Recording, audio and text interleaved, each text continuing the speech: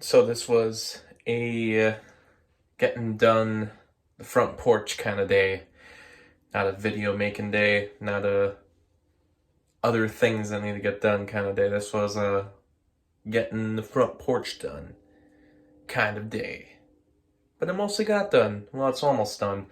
Gotta do some trim still in here, but as you can see around the whole, as I'm kind of, you can see my reflection there, but as you can see in this whole room, door, some other things about here. It's pretty much almost done. The most exciting part was got some flooring in here, some nice snapping tile, which I knew they had stuff that you could snap in for wood or vinyl wood, fake wood. It's not real wood, but I've seen that kind of snap-in material before. Is it vinyl? Might be a different material even. But anyways, it's the type of flooring where it's floating floor and you just snap it in. Anybody can really do it. Of course, I didn't do it myself. My dad helped. When I say anyone can do it, I don't mean me. But I finally got it in, so this whole room is really coming together way nicer as far as... It's kind of hard to get a good look at the whole room, but it's nice. It's way better than what it was, because before it kind of had this weird rustic look to it, I guess you would call it, but it was ugly. It wasn't good.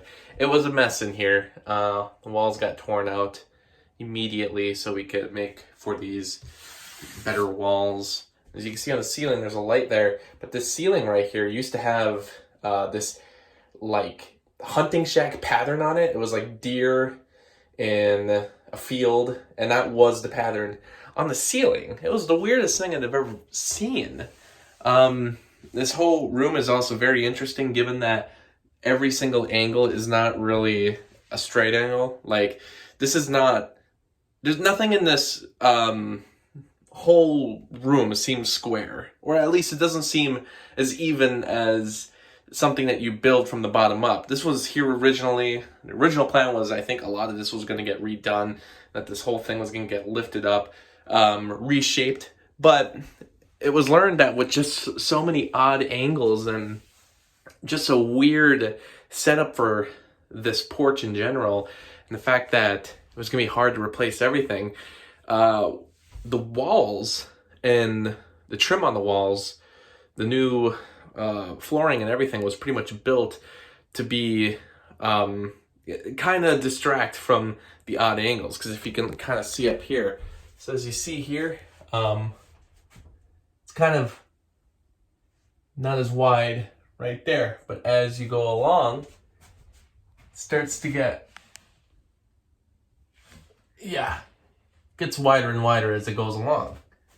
Right now there's some pencil lines on there right now, just because it still has to be repainted, but it gets wider over there, and you look over here,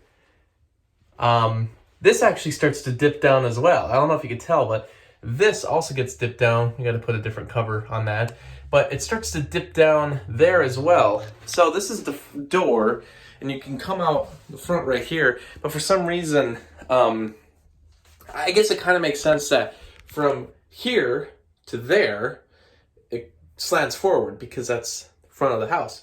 But for some reason, here to over there, which is the back of the porch, also slants down for some reason.